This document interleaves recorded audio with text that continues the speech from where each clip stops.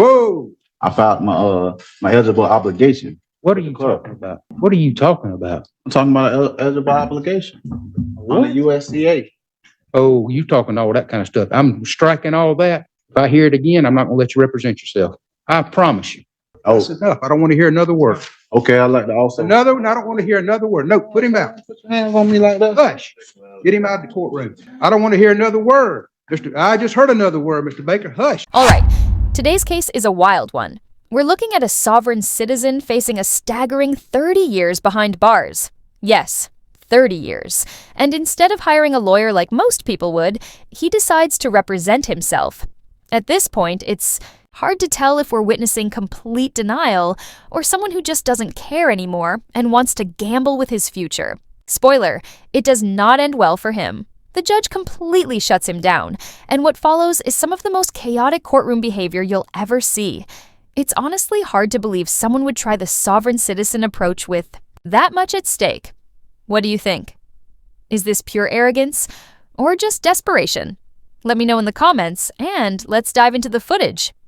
All right, Mr. Baker, you're before the court day for your arraignment. And let's see. You're not. Have you hired an attorney? No, sir. Do you plan on hiring one? No, sir. Are you going to represent yourself, or do you wish to have the public defender to represent you? No, sir. I'm going to represent myself. All right. You're before the court today for your arraignment. You've been charged by way of an information with possession of a cocaine, possession of a controlled substance, count 1 and 2. Those are both third-degree felonies, punishable to 5 years in the Florida Department of Corrections and a $5,000 fine. You have a count 3, which is fleeing or attempting to elude high-speed reckless. I believe that should be a second-degree felony, punishable to 15 years in the Florida Department of Corrections and a $10,000 fine. Count 4 is drive my license, cancel, suspend, or revoke third or subsequent offense. That's a third-degree felony, punishable to 5 years in the Florida Department of Corrections and a $5,000 fine. And count 5, possession of marijuana less than 20 grams, which is a first-degree misdemeanor, punishable to 1 year in the county jail and a $1,000 fine.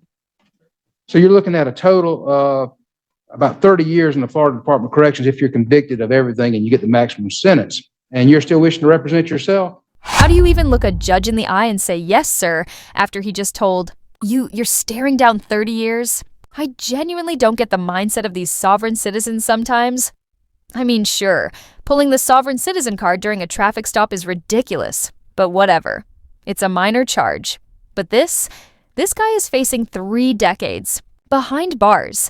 At some point, you've got to drop the act, wake up, and realize the court doesn't care about your made-up legal theories. Sovereign citizen defenses have failed every single time. There's established case law rejecting this nonsense over and over again. Yet somehow, here we are, watching someone gamble his entire future on a belief system that's never worked. So, what's going on here? Is he actually trying to outsmart the judge? Or is this something deeper? Maybe a genuine mental break? Because I honestly can't tell at this point. Let me know your thoughts in the comments. Raise your right hand to be sworn in.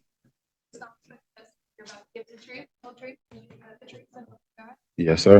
All right, Mr. Baker, state your name. Lee Baker. And Mr. Baker, you have asked to represent yourself. Is that correct? Yes. How far did you get in school? 9th grade. Okay. And so you can read and write? Yes. Okay. Are you employed? No, sir. All right. How do you make a living?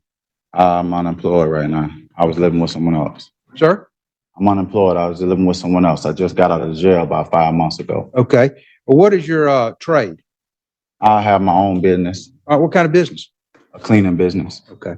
And have you ever represented yourself before? Yes. All right. Let's see. Are you under the influence of any drugs or alcohol today, which would affect your ability to make this decision to represent yourself? No. Have you ever been diagnosed with a mental illness that would affect your ability to make this decision? No. All right. You understand that attorneys are trained in the rules of evidence, criminal procedure, and the law, and they're there to assist you in preparing pretrial motions, preparing for pretrial hearings, and to participate in discovery, and also preparing for trial. I comprehend that very well. All right, and sir, you understand that if you're representing yourself, you'll be held to that same standard. I comprehend that. All right, and I cannot assist you in any way. The state attorney would not be able to assist you in any way. Is that correct? I comprehend. All right, you still wish to represent yourself? Yes. All right, Madam Clerk, if you'll print out the information, and Deputy Dexter, it's okay if the clerk hands the information to Mr. Baker? Madam Clerk, if you'll do that. Mr. Baker, when you receive that information, I'm going to ask that you enter a plea at this time. I'd like to file 2 motions on the record as well, sir. I want to do your arraignment first.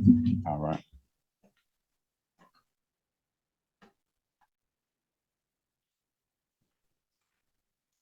All right, whenever you're ready, you'll let me know and you enter your plea. I enter a plea of not guilty. Okay. All right, you're filing motions? Yes, sir. I You got have copies for the state? Yes, I do. Okay.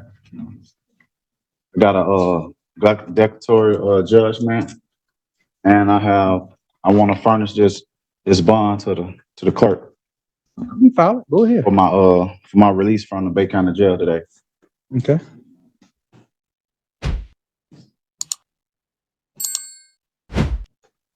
That's declaratory judgment. That's for the clerk only. Now, you providing a copy of the state, everything you've given the clerk? The bond, I shouldn't have to give the bond. The bond goes straight to the clerk. Anything you file that you want me to consider, you have to provide a copy to the state, sir. As you're representing yourself, you have to know those rules. If you don't, you're going to mess up. I understand that. If you're not providing to the state, I'm not going to consider it. Okay. And the clerk doesn't make any determinations on that. All the clerk determines is whether you're indigent or not. I'm not talking about the bond for the declaratory judgment. I'm talking about the bond for the clerk to release me today. I filed my eligible obligation. What are you talking about? Sir? What are you talking about? I'm talking about eligible obligation on the USCA. Oh, you talking all that kind of stuff. I'm striking all that. And if I hear it again, I'm not going to let you represent yourself. I promise you. He actually just said USCA. That's short for United States Code Annotated. It's basically the regular US code, but with added notes and commentary from legal publishers. But let's be honest here, this guy probably has no idea what it actually means. Sovereign citizens like him love dropping legal buzzwords like they're cheat codes, thinking if they say the right combination of terms, the judge will magically respond with, "Oh wow, my bad. You're free to go." Spoiler alert, that's not how any of this works. And that whole eligible obligation nonsense, yeah, that's another made-up sovereign theory. They believe criminal charges, yes, even felonies, can be dismissed like unpaid parking. Tickets. Judges have repeatedly ruled that it's complete nonsense. Yet here, this guy is acting like he just cracked the legal matrix. Do you think he genuinely believes this stuff? Or is he just throwing out legal gibberish hoping to confuse the judge? He's already entered a not guilty plea. We'll set this for a pre-trial. We'll set it for don't ask me any questions like that, sir. I'm not answering any questions. If you want to file a motion, file your motion. We'll set it for our December, when's that motion day in December?